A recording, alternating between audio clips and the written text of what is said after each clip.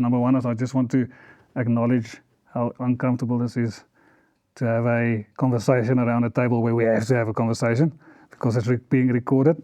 But like I said earlier, with each one of you, I've had conversations where I thought, damn it, this should have been recorded, because there's people who need that wisdom and that information. So that's the idea here.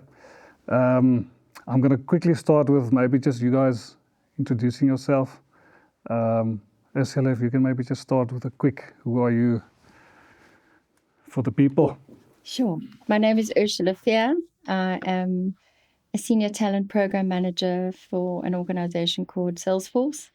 And I've been building critical and scarce skills in South Africa for over 27 years. And I'm really passionate about what technology can do in terms of building our economy and, most importantly, building fit-for-purpose skills and jobs. Awesome. Thank you. Christiaan. I'm Christiaan.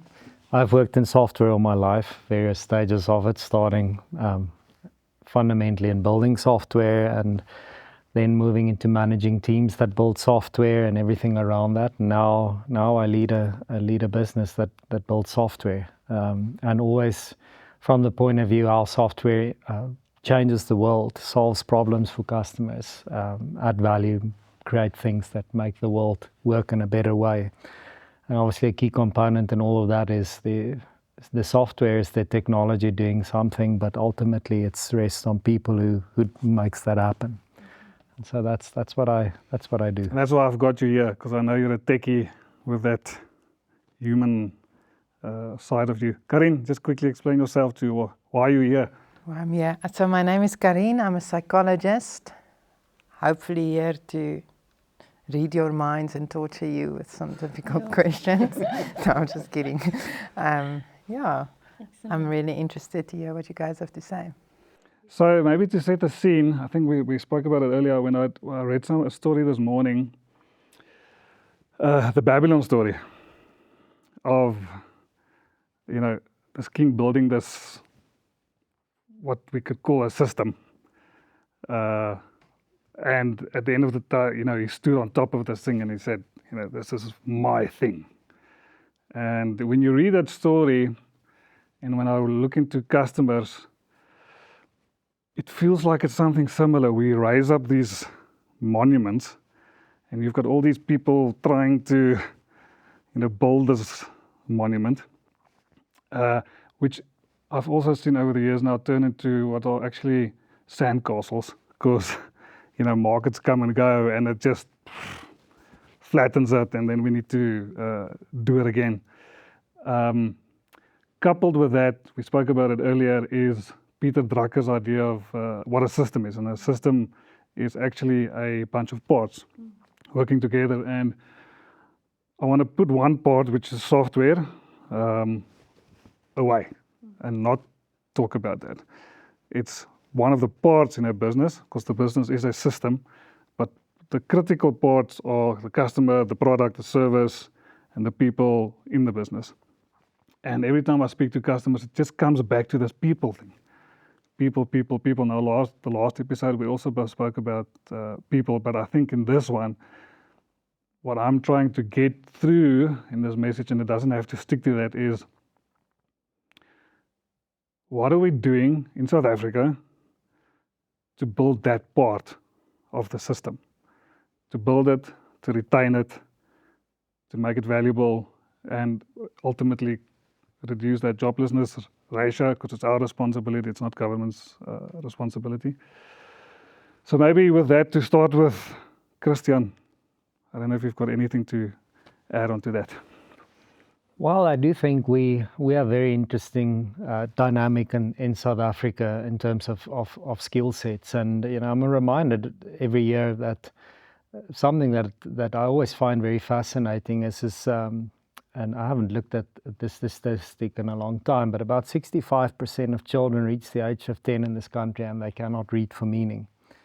So if we think about the people who start their careers in the workforce, The amount of hurdles that you have to overcome to get that, even if you combine it with 2 out of 3 kids in this country grow up without a father in the house. So if you are able to get through school, get a university degree and apply for a job at a business, the amount of adversity that you have overcome is extraordinary. And aside from the world of work of serving customers and solving problems and so on, the ultimate rewarding work to do is to transform people.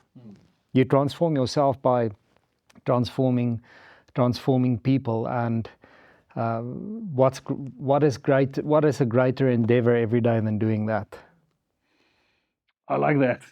I love what you're saying, because when you come down to the most common denominator, and if you look at the world of software and you look at the complexity of what technology is doing, we're expecting that the baseline of individual that's going to enter into this world has got certain things in place. So when you look at the ability to synthesize, the ability to think cognitively or metacognition, to apply a thought process, to question, to articulate appropriately, to be able to understand efficiently, all of those things, we are making the assumption that that's in place. And so I fundamentally believe that businesses have become educationalists, whether we like it or not. And the sooner we appreciate that we've become educationalists, the quicker I believe that we can be on our way in terms of driving employment. And this morning, driving here, yesterday they released the latest unemployment stats of, from 31.9% down to 31.4%. We are in a crisis. And until we start to acknowledge the fundamental, foundational, deficit that we have in order to create a world of because we live in a world of complexity, whether we like it or not. And it's not going to just happen. So, for me, you can't teach if we don't have the ability to read for meaning, if we don't have the ability to process information, to be able to, to deal with information and unpack it and have a point of view and all of those kind of things, we're going to be stuck. And we keep getting stuck. But we spoke about it just before the camera started rolling, was where do you get that? Because we were talking about, is it modeled? Do you learn it in university? No, I think we have gotten to a point in time, you can't rely on a single party. You can't rely on government. You can't just rely on institutions. You can't just rely on the individual. You can't just rely on an employer. You can't just rely. There is a collective intelligence that we now need to start to deal with. It's about everybody sitting at the table and equally starting to unpack. And that doesn't have to be an organized committee. No, it doesn't need to be an organized committee. Because that never works. When you start to, we've got to be able, through that collective intelligence, we've got to be able to influence each of those different parties. I'll give you a perfect example. You say universities. Universities, the structure of universities, Council of Higher Education, a qualification in South Africa has a lifespan of 5 years. 5 years, and the curriculum stays put. Our world of software, especially the world I come from, we have got a new release every 4 months, okay? So how do we influence this structure, which is so regarded and respected in South Africa, but how do we legitimately say you need to influence your curriculum so that it is building relevant, fit-for-purpose skills that can enter into our world, and we don't sit with one of the highest unemployed groups of people, which are graduates. Yeah. So I fundamentally believe sharpening the pencil together, because no separate party has the answer.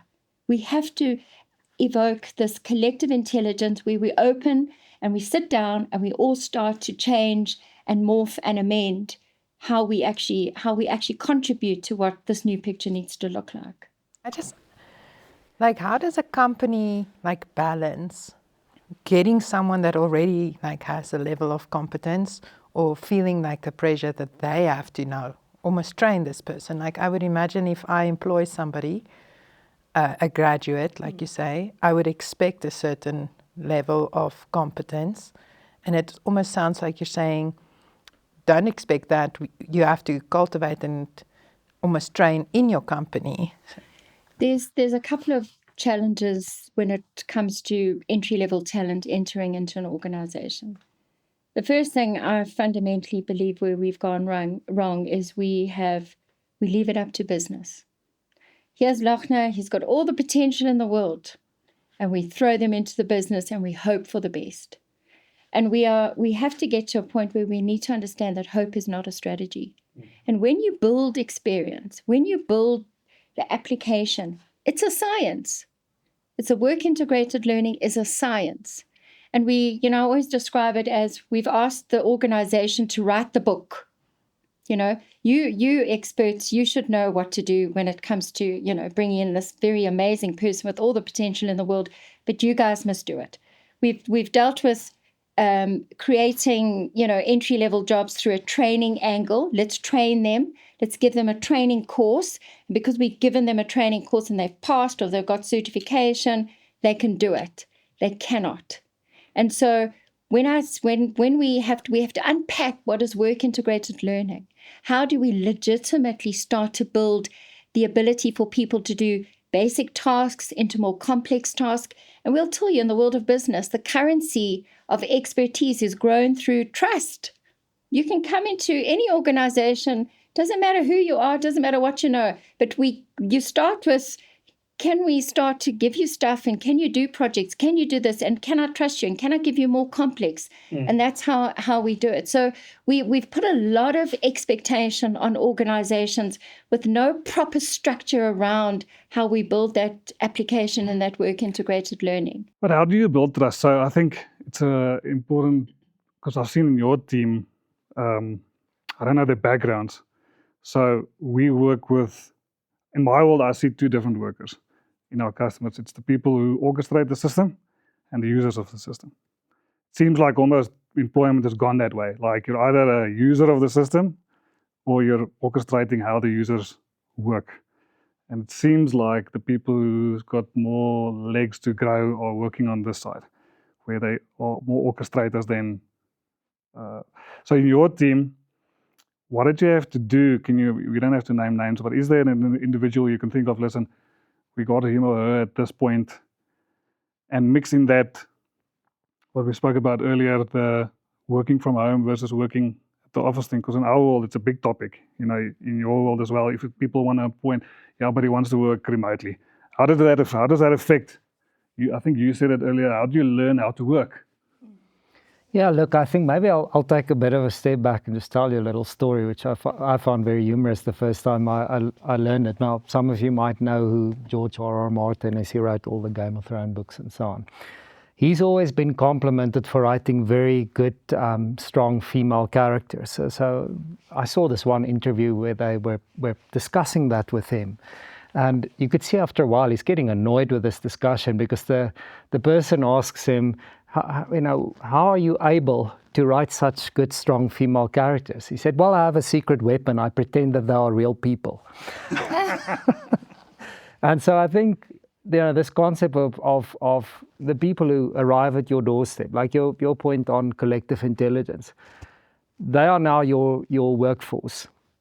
And they arrive at your doorstep with all the formative experiences in their life, or the lack thereof. And I think in our dynamic in South Africa, it's very important to always kind of think about the lack thereof. What is the lack thereof in this individual? That's sometimes counterintuitive, because you don't think of a lack thereof if you've never had it yourself. So you have to go a step beyond that. But I always distinctly remember the moment where I realized that people who work in tech industry or software where I am, they are people who fundamentally excel at that, because they started life being interested in a thing. They were interested in software, or they were interested in testing, or some form of a subject matter. Now they enter the world, and what's very bizarre always in the aptitude test, they ask, do you want to work with people or not? And it's such a bizarre question, because the world of work is about working with other people. And so if you realize, okay, these people arrive here, they're interested in things, working with people is not natural to them, especially because they're more introverted, etc. You have to really work intentionally at helping them to work well with other people. and being very focused on that. So that's really been a priority for me in the business, is develop what you could, I guess, collectively call the EQ skills of people.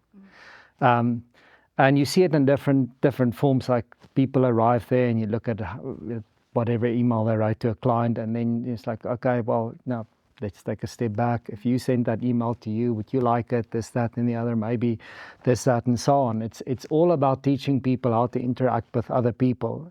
And at some stage, your subject matter skills take you to a certain level in your career, and what takes you further is your effectiveness in working with people. So, this collective intelligence, everybody has to play their role. But in business, I can't focus every day on what role everybody else should play. I can focus on what role I can play with my team and leaders and managers and so on. And that's generally where I try to consume myself. If we can maybe touch specifically, because it struck me earlier when we spoke about it, and I want to go back to that, is learning how to work. Is certifications, etc., is obviously important to get that, but I want to come back to this topic of the people who's watching. When I employ techie people, do I allow them to work from home 3 times a week, 2 times a week? Do they work at the office? If I have an office, and I want these people that we are trying to, the orchestrators of systems, right? Whether it's an admin or a dev or whatever the case might be, or a BA, what's good like in terms of environment for them to learn? And I'm not talking about a 40, 50-year-old. I'm talking about these young people we need to bring into the market. I think a young person just starting off as a job, they need to be in the workplace. I think what is the frame of reference of what you can draw on? And when you don't have that ability, I mean, something simple like always having your camera off in a meeting. Yeah. I always joke, because one day I was listening to the radio and they were talking, people had to phone in about what you did in your meetings, your Zoom or your Teams meetings with the camera off. People were in spinning classes, people were, and I always think how much is lost when your camera's off. And yes, fair enough, connectivity is the issue and all of those kind of things. But when we are trying to build a workforce in this country, the foundation has got to be sufficient that people can really springboard from. Yeah. And when you haven't got the ability to give them a good frame of reference of what good looks like in terms of business, communication, punctuality, how you convey yourself, how you problem solve, all of those things, and you're stuck doing it in your lounge, or if you're lucky enough to have an office, you're very constrained. And I think therefore it takes us longer as a youngster coming into the workplace. It does take you longer to get them ramped up in terms of what we see and deem as professional and excellent. Want to add on to that? Yeah, I just think that, another part of learning the world of work, I mean, I remember in my first jobs how the fact that you were there, the person you reported to were there, or other senior people, you could really draw on this experience and learning from these people. Even if it's just a small little conversation whilst you pour yourself another cup of coffee or so on. But the person you directly reported to, because again, you start your career learning a skill, and that person is teaching you hands-on every day, and you ask questions the whole time. It's not the same as typing a question and getting an answer. A thing that I also think a lot about now in this world of AI, where everybody's saying, okay, well, all the entry-level work and jobs will go away, and then I'm thinking, the people who are making these decisions, what will their succession look like? Yeah, there are young people that needs to come in all the time and learn the world of work, and that kind of creates the talent pool. But there is something that we've lost during the pandemic, and learning from a mentor hands-on. And I think also for that reason why people have a strong focus in getting people together back in the office. But it's also not conducive to be at the office and sit in a meeting room on Teams. Then they're just doing the same thing somewhere else. I think businesses now have to be very intentional in creating collaboration opportunities where they see people are not collaborating, because the true magic, I think, happens in collaboration. So I think that's my one question for you. You're mentioning things people learn almost outside of their awareness by watching people model stuff and answering questions when they're not really realizing what they are asking or what they're answering. But do you think a leader or of a company or an organization should be intentional about creating space for that, or do you allow it to kind of happen naturally? I think you should do both. But I think, again, like what is implicit and what is a lack thereof. Post the pandemic, we should all assume there's a lack of collaboration. So I have to be intentional as a leader. And you can't solve all problems all the time, but if you can see in a certain area like something is not working here, most likely if you go and you look into it a bit more, you'll find a lack of collaboration or teamwork around that. And what I always find interesting in employee engagement surveys, it's like wishing for world peace. When you ask employees, do you want to collaborate more? They all say yes. But there's a disclaimer there that they're not telling you. It's like, as long as the other guy or the boss or the manager creates collaboration first, I must not be the one who does that. I want it, but I don't want to be the instigator. I think if we understand that about the human condition, that, again, you have to be intentional about it, because people's default setting is somebody else must do it.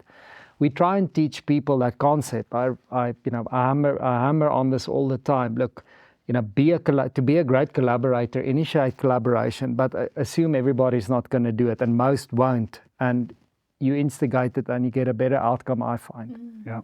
Also, Lachna, there is no perfect work environment anymore. So it's not like you can't have remote work for youngsters. I just think how we move that dial has needed to be sort of contemplated a lot more in terms of what we enable these people with to be successful. Going back to that, we assume there's this sin of assumption that we keep making, that people are going to understand how to conduct themselves. And it's not about spending a half day, work ethic sort of kind of intervention. It's about having these principles that you drive continuously and doing the additional intentional or, letting things happen naturally about this collective sort of collaboration and connection. I think the learning is through connection, human connection. And so you also need to start thinking about what are the environments, whether I'm at home or whether I'm, in my office, what are the environments that are going to enable us to thrive? Yes. I think that's the question that we've got to solve, is how do we, especially with AI and everything, what are the conditions for people to thrive in, irrespective of where you're coming from, what your context is, what your circumstances? That's what we've got to hold. So in my previous company where we worked, I had this idea. I read it in a book called The Soul of Desire, was the book's name. And the guy spoke about as we grow older, we lose our creative spark. Stress, angst, depression, all the normal stuff that hits everybody, that the creative part of us gets lost. And really in our industry, it's actually a creative process, I found. My own background is the arts, so I studied arts, and when I started working with devs, for instance, I realized, but the tool is different. The one is painting, the other one is sculpturing, and this one is just doing this way, but the process is a very creative process. And what I found was, if I ask him, does your child know what you do, and can you show him or her something that you did today? Because we've lost that. If your daughter asks you, what do you do? What are you going to show her? What can you explain to her? So what we did at that stage, we tried it, is I told the developer, listen, the back end of some system that you built, you obviously solved a unique problem that you really felt good about. Just bring out that piece of code or that flow, and let's bring it out. And we gave it to an artist, and we said, listen, make something out of this. And we put it on a wall. Now, not everybody has to go to those extremes, but what's happening to this workforce, this 30% of people, do they need to go and be working in the company on the products, delivering products or service, or would you suggest that they go into this world of creating systems and not necessarily have something to show except for a screen? But there's a tension there, and I just want to know, and it's very abstract, but can you speak into that in any way? The way I see it, I think we've lost our ability to communicate, whether you're communicating through a bit of code and, it's been interpreted in a particular way. Our ability to connect around the supper table, our ability to be able to dialogue, to have conversation, to connect through my experiences of the day. I've been able to do this, explain it to your child. I think technology, as much as it's been an amazing thing, it has really become a little bit of an impediment when it comes to that ability for effective communication.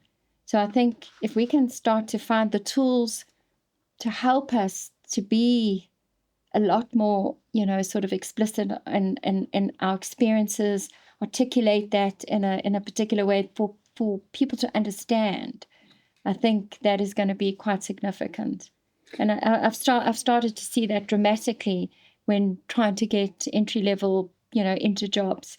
They are falling short in the fact that their ability to communicate successfully is completely flawed at the moment. So I see it in, we're all guilty of it because we have these little things in our pockets. We're all guilty of it. But I think that intentional, focus on how we can actually extract our experiences and talk about them and share them, I think that's something that we're losing. So I really relate to what you're saying. Christiaan, sorry. So I think sometimes you get favorable unwanted consequences of things. So when the pandemic set in, we had in the first sort of phase of it, the first few weeks of it, we had the customer support team work remotely. But we very soon realized, because these are individuals who are very much at the start of their careers, their living circumstances were such that they didn't have good internet infrastructure and a space in the home where they can work in a non-distracting way. So we moved them all back very quickly to the office. And so that's been really the way we've been running things. So they had to be there at 8 when our support hours opened and so forth. But one of the interesting things, and given that we are in February and it was just Valentine's Day, we have one of the girls in the team had a very tragic circumstance.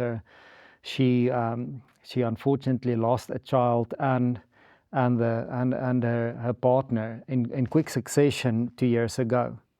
And obviously this Valentine's Day, she is still sort of kind of finding her feet out of that whole personal situation. What happened in the office is all the young men in the office, they're all young, so all the men in the office were kind of at the sense of, okay, it's Valentine's Day, this is her situation, they did something special for her. And that wouldn't have happened if you didn't have these people together every day building a sense of camaraderie. So they are at the office with their team leaders. And like I say, it's a favorable consequence of something that just was trying to solve a practical problem. And it's very different for these individuals. But at the same time, they all live on their screens too. So solving for that's also something that I think, living on the screens is the problem of young people. It's a problem for us as not so young people as well. But I just kind of think about that a lot, is at least from the feeding ground that we have in the business, we have people at the office, and it was something that we didn't necessarily intentionally plan for. We were just being pragmatic. So when you spoke about the art and you spoke about connection, I thought of my son. He's 5 now, and he learned to ride a bike last week. Yesterday when we arrived at school, a random friend came and said hi to me. And here, out of the blue, he's like, I can ride a bike now, And in the example you mentioned about like making a form of art of one problem you solved, it almost made me thought that part of how we connect with people, especially like in the workplace, is when we can share like that sense of mastery, that thing that I got right. And that almost gives meaning. That gives meaning, and knowing something about people's stories gives us meaning. And so I think what I'm wondering in you guys working with tech and the development of that is like, how does that change if AI and systems replace that? So if suddenly the computer can do stuff better than you can, I don't know if that's a thing, but I feel that way when I use AI, that it can do stuff better than I can do it. And suddenly I don't know how to say, this is what I've mastered, this is what I've been able to do. And now I'm somewhere remotely, I'm not connecting, I don't know. So are we losing meaning in our change to adapt more tech? I think is my question, yeah. I think the irony is, we're seeing the most unbelievable things happening from an artificial intelligence point of view. I'm seeing the changing, sort of the static org structure into different types of organizational architecture. It's really, really interesting. But also, what we're finding as well is that the humanness is almost and has to be elevated. So what I think becomes really important is this ability for us to be psychologically safe. Yes, technology is moving so quickly and it is completely enhancing, changing. We're seeing where technology is, using the AI as we are today. We're seeing between a 30 to 50% increase in productivity. We're also seeing other sort of models where you've got the humans, which are now managing between 50 to 100 agents, but the problem you lose there is a little bit of the governance around it. Then we've also got these other very fluid mechanisms, which is where work flows like water, as we call it, and everything's happening, but the biggest risk you got there is your culture. People, human beings, need a sense of belonging. So I think we're finding our way in this new space, and it's a given. Technology, artificial intelligence is changing. It's a revolutionary time that we're living in. But I think what we can is a robot or AI is never going to be able to manage that humanness. So I think that ability for us to create environments where we can thrive and be psychologically safe. So can I come and have the conversation about, I'm fearful of what artificial intelligence is doing into my, my day-to-day job. What is it that we need to do to be evolving? So I don't think it's a kind of a static. I think we've got to understand that we are living in this beautiful fluidity that's radically moving around us. But we've got to be able to hold on to that humanness, and most importantly, as leaders in our organizations, what does that space of psychological safety look like, and what does the conditions for our people to thrive in? Meaning, how do I deal with my fear, my insecurities? How do we manage that? I would agree. I mean, the world of work is going to change dramatically over the next few years, and anybody claiming to predict and explain exactly how, it's unknowable exactly at this stage. But the story of human development is always one of improvement, and it likely will continue to do so. And it's baffling to think that we will move into a world of humanoid robots where, if they have the right software, they can perform any form of surgery. And if you can imagine, delivering healthcare services at scale, what that's going to mean and at what cost and so on. So there's a lot of that. But if you take how people spend their time in a day, a lot of people spend time on what they would call adulting or admin. And what would people do with that time if that's not in their life? Maybe we will see a massive increase in creative expression to what you said earlier. I don't quite buy into this whole doom and gloom thing. I think a lot of people are focused on that. Well, work will certainly change, and what people do will change. But ultimately, in the end, people have problems and to solve every day of things in their life, and the technology will support that. What will be an interesting challenge is adapting and changing as fast as the technology is going to change, because usually technology leads and the people think change along with it over a slower course in time. But now the technology is changing a lot faster than it's ever have, and that's a big challenge for us as leaders to make sure we continue developing people in that. But we will have to see what happens. Like, I don't think anybody knows. No. I'm also not too worried about it. What I see is that even the young people joining our team can leverage the AI, creating a hell of a lot of productivity, and they're finding meaning in that. Like, I can do the work that 10 people used to do, a year back. It changes the way we work. My only worry is that those people that I'm talking about now do have a background in grudge work. They did at some point in their earlier career sit and do, the foundational human routing work. So they understand, they've got a base understanding of how things work. My worry is that and one of the rules in my business is you're not allowed to use AI to build anything for the first 6 months of employment. You have to do everything yourself, because they have to figure it out. They have to go and Google it, like in the old days. And really, because we need that foundation, and I think that's something that I try and encourage in our customers as well, is allow the grudge work. Your business, and I think that I mentioned it earlier. Back to your new child. Are we building business and systems for today, or are we building them for the generations to come? And when we're in survival mode, it's difficult to think generations from now, but we should be thinking, if I want to help with this country and employ more people and increase prosperity, am I going to really try and automate everything? Or am I going to intentionally keep certain parts of my business for humans to develop them into the future?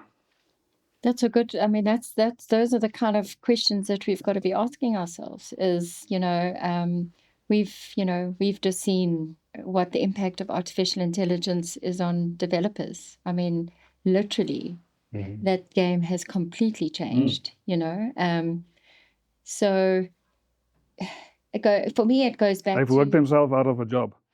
Yeah. I mean, it's so we're creating new jobs, which means we have to teach different to what we've been teaching.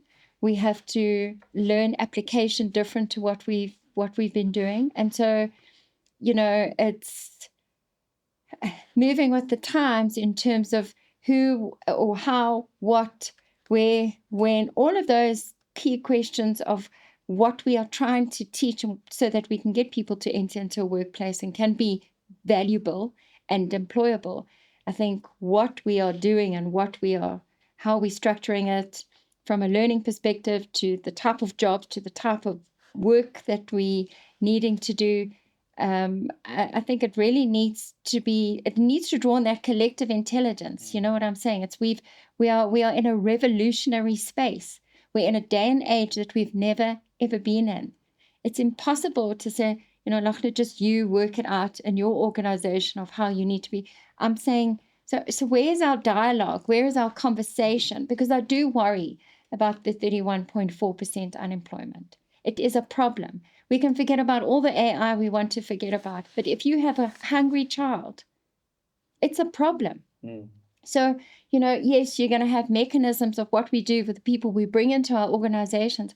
But what are we doing to create that AI sort of literacy, that ability from a cognitive development perspective, from a language perspective, from a business frame of reference? What are we doing to influence what this pipeline needs to look like? And I worry tremendously about everybody else. You know what I'm saying? It's so hard, as we know, inside our own doors as it is, but I don't think there's enough urgency that's going into what does fit for purpose of a pipeline actually look like. And I think that's why I talk about the collective intelligence. It's no individual party. It's about coming together to really dialogue, to really come together and to really codify what this thing needs to now look like.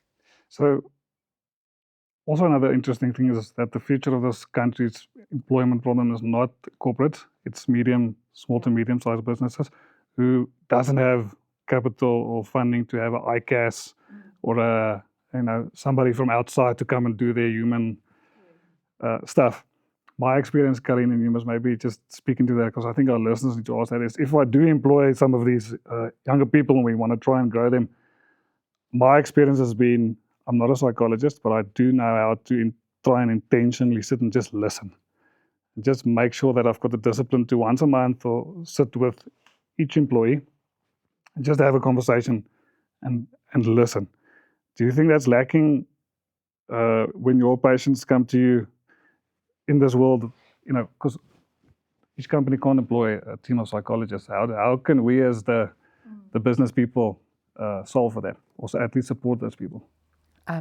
Yesterday I actually spoke to somebody who's a practitioner, and she's been away from like a community of other practitioners. She's been working from home, seeing patients here and there for the last 6 years. And she said sometimes she just really needs walking down the corridor and saying hi to somebody, or just thinking, oh, you walk there and somebody says, you look nice today, And I think that links to what you said earlier with the Valentine's Day example, is I think we really underestimate the power of knowing someone cares, So you come to therapy with your words like, nobody cares about me, nobody knows what I'm dealing with, this is so hard, I feel so alone, is something I hear almost every session. And I think you don't need a psychologist in a business for people to not feel alone or not feel seen, but you have to cultivate a culture that we care about each other, we're not trampling on each other to get somewhere, we're not all irritated because I have to take up the work of somebody who didn't do their work. But if you can build a team, like you said earlier, then you might eradicate half the need for a therapist. Although therapists are still important, there is a place. Daphne, what I see it is, and what I've seen is, I think we need to drive this ability to seek to understand. And seeking to understand in South Africa, we have got so much beautiful cultural diversity. We're not called the Rainbow Nation for nothing. But when you start to look at the very, enormous poverty that we see here, seeking to understand, and one of the things that I've done practically over the years is I call it the blockage to the learning, going back to what would it take for this person to thrive? So we all got in a car and we were fortunate enough to drive here. But what if I had to take 3 taxis to get here? What if, and I've had situations where somebody lives in the Vaal Triangle, it takes him 3 hours. So their day starts at 3 a.m. Then we give them a what for because you're 3 minutes late. So I think there's understanding this blockage. I live in this particular area. This is how I get to work. This is how I get home. This is the impact of no water. This is the impact of no electricity. These are the circumstances that can block me from being optimal. And I think we have to be a little more heightened in terms of understanding people's circumstances, understanding their context, understanding their cultures, and all of those things, so that we can create this ability and this environment for thriving, the psychological safety, this ability to connect, this ability to be seen, see me through my eyes, kind of thing. And so I really think that's something we can work on, is seek to understand. Do we really understand each other? Actually care. Yeah. Christiaan, what do you do in your business too? Well, I think again, maybe I come back to the thing I said earlier. Now, it's amazing what can happen if you pretend everybody that works for you is a real person, right? Just like you, because some of the stuff that she just touched on earlier, like what's fundamental to people is having a sense of purpose. I get up every day. There's stuff I have to do. There's people that rely on me. You probably see a lot of people who've lost a sense of purpose, and then they think all I do is I just go through the currents of life and nobody will miss me when I'm gone type of thing, which obviously is very misplaced, but being intentional of creating purpose for people. And I recently listened to something that's really resonated with me where the interview was saying, pessimism is a self-fulfilling prophecy. Because if you, and in a country like South Africa, the problems abound. So if you try and understand and listen to every single problem there, you'll be completely overwhelmed. And you might think they are so abundant that we're never gonna change anything. But the reason pessimism is a self-fulfilling prophecy is because if you think there's nothing you can do, you do nothing, and then nothing changes, and then you say, oh, you see, nothing happened. Whereas if you think, okay, I have this sphere of influence every day where I am, I have this group of people I can work with. If I can make this thing or that thing better, or understand the situation, like you mentioned on the transport or whatever the situation, if I can just identify 2 or 3 things I can make an impact on, let me do that. And it's amazing what happens if you focus on that and you try and work with everybody that can do that in your sphere of influence, what actually happens. Because that's really I think the stories that inspire people. And people forget, like we live in a culture where there's a problem, so I have to solve it, then it's better. I'm assuming very much so in the tech world. So we have this idea that if I suffer, I have to solve my problem, and then life's going to be easy, and I won't suffer anymore, which is not true. Pain and suffering is a part of our lives. But if you look at the work of Viktor Frankl, who says you can deal with suffering if you have meaning. Yes. Right? So then having things that create meaning in my life doesn't make it pain-free, but it enables me to almost tolerate the pain that's going to come with life. You as a why can endure almost any hell. Exactly that, yes. I just want to quickly go back to, because I think, again, I want to make sure we try and get as low in this principle as possible. Let's speak to the actual individual who's out there who's thinking, I want to get into the tech scene because I see they're either making lots of money or whatever the case might be, even if that's still true. What do they do? Where do they go? Do they go and study? Do they not go and study? Do they go do short courses? How do you prepare yourself for an email to me? And I open an email. I got one last week actually, and the guys had a bunch of attachments, certifications, a resume. There was a degree, but I almost didn't spend time on it because what I was looking at is how he was writing the email. What I was trying to figure out, was it him or ChatGPT who wrote this email? That's what I'm currently looking at. What do these people need to do? I think the most important thing, and it's not just the individuals, it includes each and every one of us that's listening and sitting around this table. We have got to find a new relationship with learning. And we come from an education system that said, learn this, test you on that. And you got 80%. We said, you're going to be brilliant at that. Whereas you come into the world of work and it's a completely new system. It's a new system. Any new person, youngster coming into the world of work, it takes him 6 months just to be a little bit comfortable with this new system. Forget about teaching them the job and all of those kind of things. So for me, that ability to become a lifelong learner, that curiosity, that I'm looking, I'm seeking, I'm watching YouTube. You don't need to have, money. Actually, education in South Africa is solved by connectivity and a device. The rest is out there for people to access.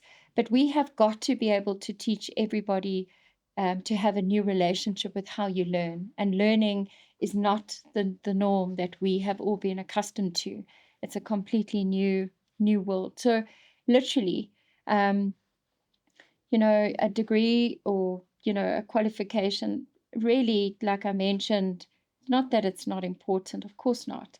But by the time you come into the workplace, what you've been learning is really not very relevant here. But what we do love is the fact that you've got a little bit more life skills, you've got a little bit more emotional intelligence, you've got a little bit more savvy. And that's what we're sort of honing on, and say, okay, come into the workplace. We're going to start with a blank piece of paper anyway. And yes, maybe I'll put you into that space or into that function, even though I can take a finance person and put them into HR. But, I think new love of learning, a new way to be curious, a new way to problem solve, to all of those things, those people are going to be far more successful, and we're going to see a lot more of looking at the skills that, without work experience. Did you start the choir? What did you do that required you to do different? That's going to talk to me about you've created certain habits or the ability to navigate this space in a particular way. So I think the guardrails or the rules that we've been looking at are starting to shift. We've been using, this piece of paper as a sifting mechanism, but love of learning and micro credentials on top of your qualifications is actually what's needed today.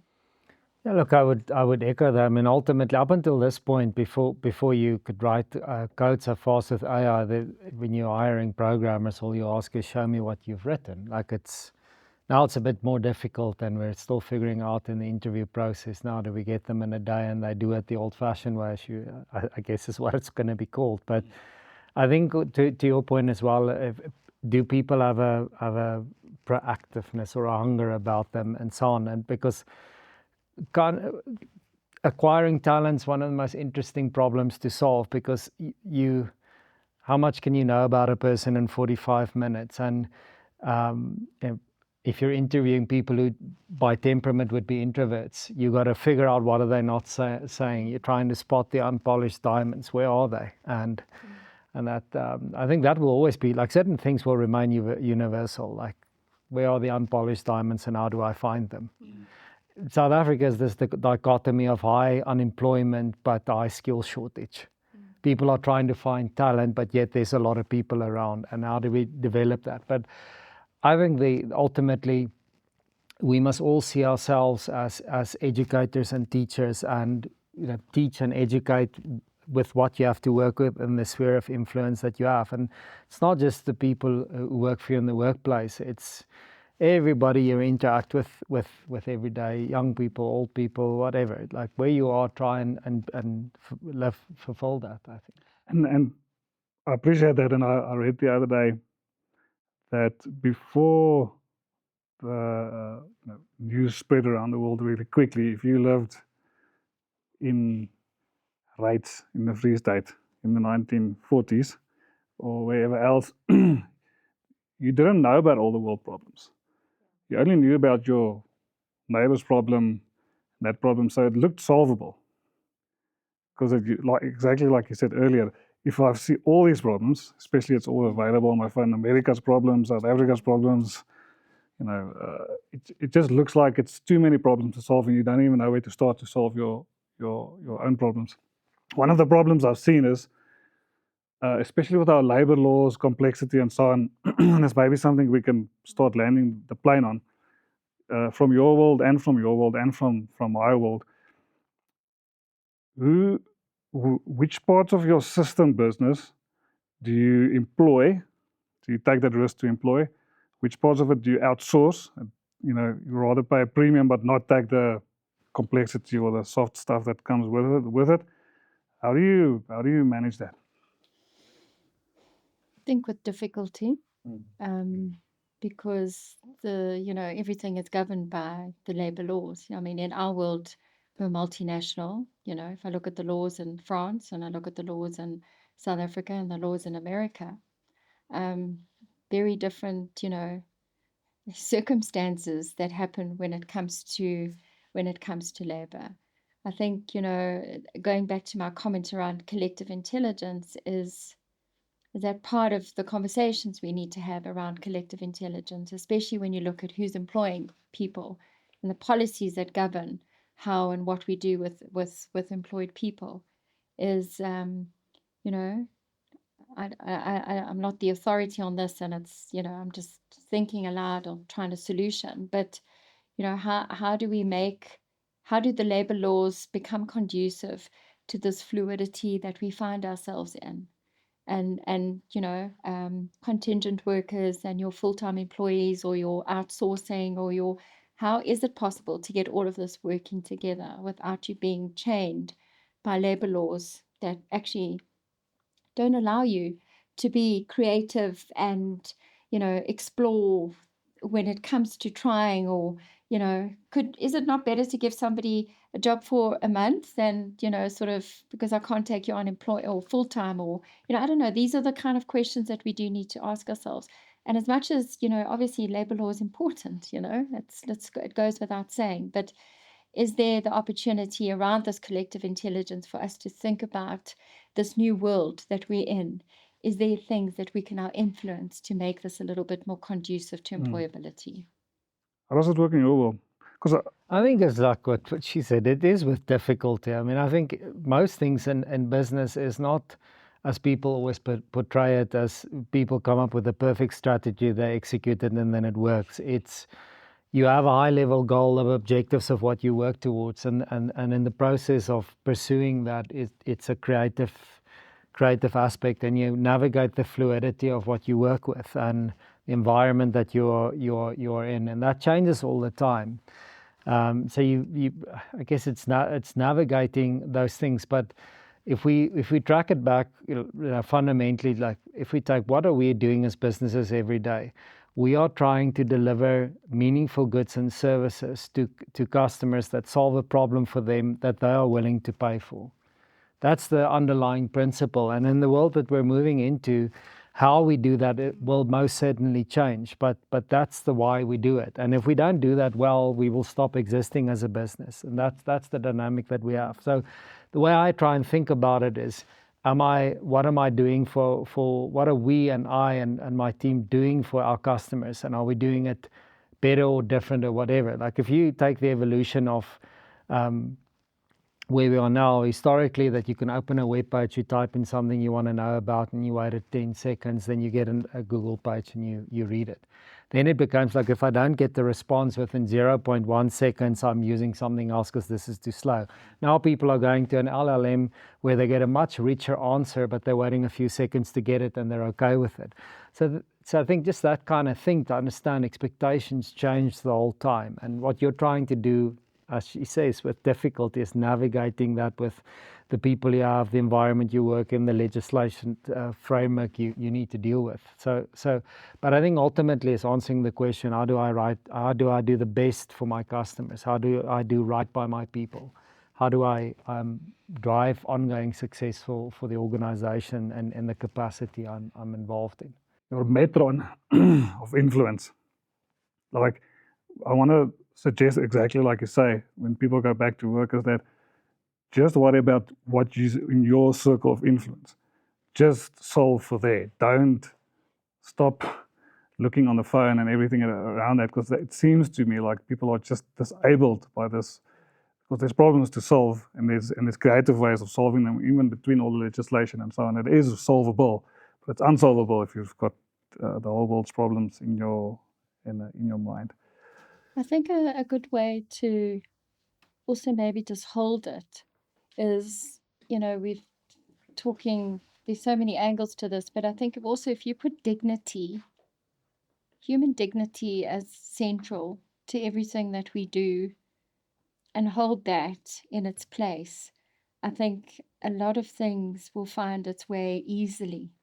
But when we take the human dignity out of the equation, irrespective of what that equation is trying to solve, we find ourselves wanting, So I think, you made me just think about that with the labor law. Why is the laws there? It's because we're not protecting the dignity of people. So if we can bring dignity into this artificial intelligence space and world and use that as the central theme to solving, I think we'll find ourselves in a better place. Yeah, I think I would just say, like, one of the most transformative things to do is to change the life of somebody else. And we can all reflect back on those moments in our own life where a great teacher or a great mentor or a great boss gave us these moments of epiphanies that really transformed the way that we look at life, the world, how we conduct ourselves, and how that translated into our own personal lives. But doing that every day for other people, I don't think there's any other more rewarding thing that you can do. And this country is full of people doing it everywhere we can look as we speak. Awesome. Thank you, guys. I appreciate it. I think we can land it there. Your wisdom definitely did come through, and we really appreciate your time. And we'll take it further from there.